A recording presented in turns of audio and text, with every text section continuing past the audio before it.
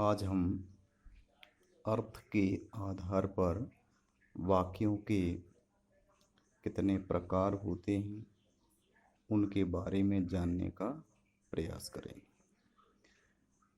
अर्थ के आधार पर वाक्य 8 प्रकार के होते हैं। कितने प्रकार के होते हैं?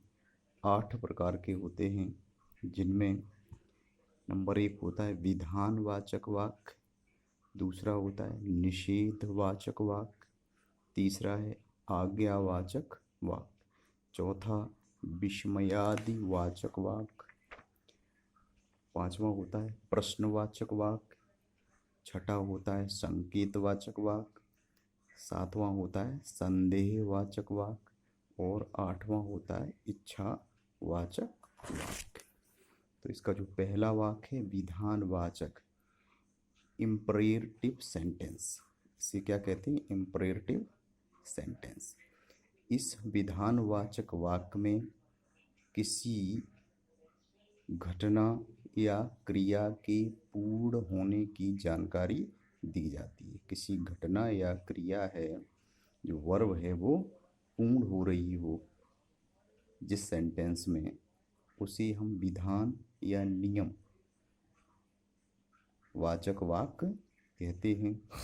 जैसे मैं कल दिल्ली गया था। मैं कल दिल्ली गया था, तो इसमें कोई काम है वो पूरा किया जा रहा है, हो रहा है।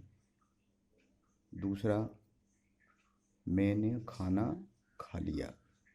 मैंने खाना खा लिया कि जो भी काम था वो पूर्ण कर लिया गया है।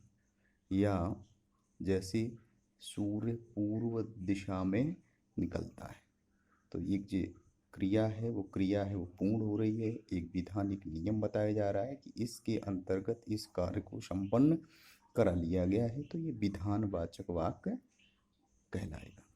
दूसरा आएगा निषेधवाचक। निषेध में सीधा से इसका मतलब है निगेटिव सेंटेंस, जिसमें मना किया गया हो, कोई काम न करने को कहा गया हो, नहीं हो, निगेटिव सेंटेंस हो जाएगा।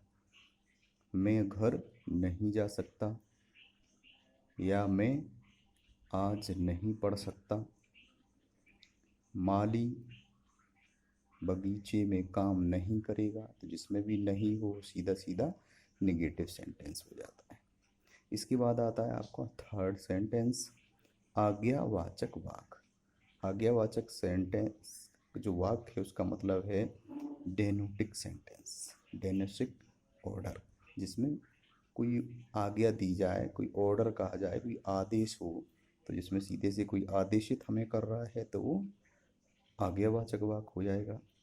जैसे सब चुप रहिए, तुम यहाँ से चले जाओ, आज कोई काम नहीं होगा।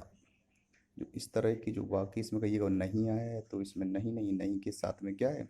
आज्ञा जुड़ी हुई है, आदेश जुड़ा हुआ है, इसलिए ये कैसा सेंटेंस होगा? आज्ञावाचक सेंटेंस होगा। अगला आएगा चौथा विस्मयादि वाचक वाक्य। विस्मयादि इंटरजेक्टिव सेंटेंस। क्या है? इंटरजेक्टिव सेंटेंस होगा। विस्मय, किसी चीज़, किसी घटना, किसी वस्तु को देख करके हमारे अंदर आश्चर्य, विस्मय उत्पन्न हो जाए, लगने लगा अरे वाह, छी। अगर इस तरह के हमारे मुख से जो वाक्य निकलता है, तो समझिएगा वहाँ विस्मय आदि होगा। इसमें हर्ष के संबंध में, दुख के संबंध में, घृणा के संबंध में जो सेंटेंस बनते हैं या कहे जाते हैं, वो विस्मयादि वाचक सेंटेंस होते हैं। और इसमें जो विस्मय का जो चिन्ह होता है, खड़ी पाई और नीचे बिंदु लगा रहता है, तो विस्मयादि वाचक चिन्ह कहलाता है। तो अगर ऐसा लगा है किसी सेंटेंस में पहले स्टार्टिंग में आके, तो समझिएगा कि वहाँ विस्मयादि वाचक वाक्य है। जैसे अरे इतनी लंबी रेलगाड़ी, ओ बड़ा सुंदर दृश्य है, छी कितनी गंदगी फैली हुई है। इस तरह के जो सेंटेंस बनते हैं वो विस्मयादिवाचक सेंटेंस कहलाते हैं।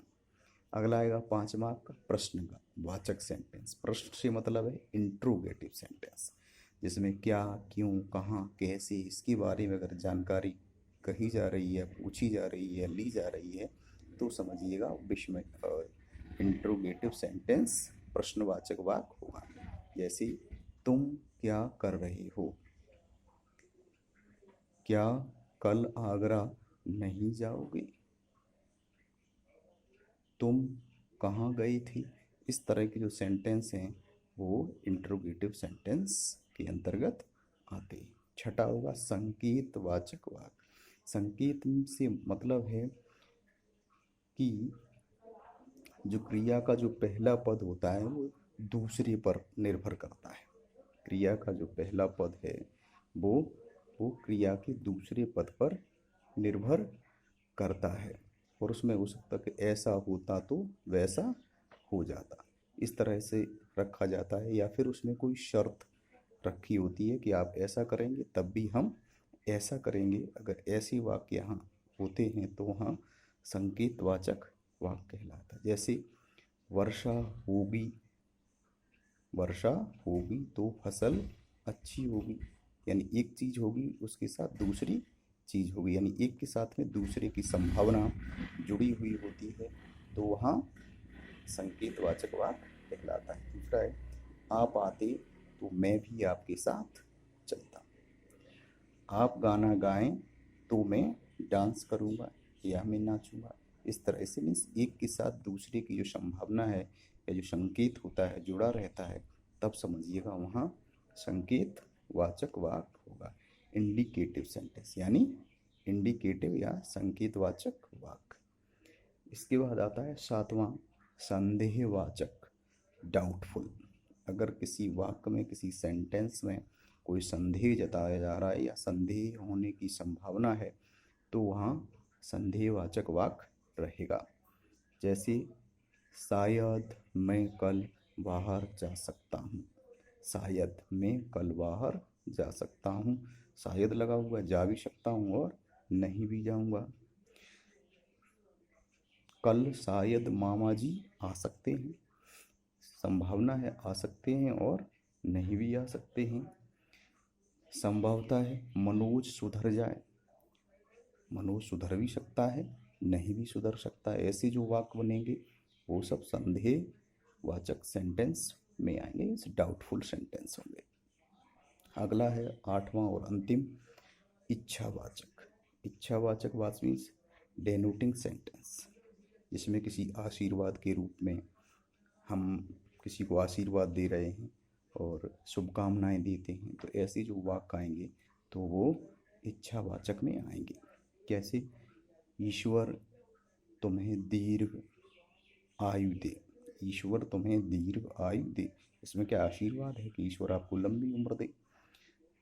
नव वर्ष की मंगल कामनाएं, कि नया वर्ष आ रहा है उसकी बहुत बहुत शुभकामनाएं।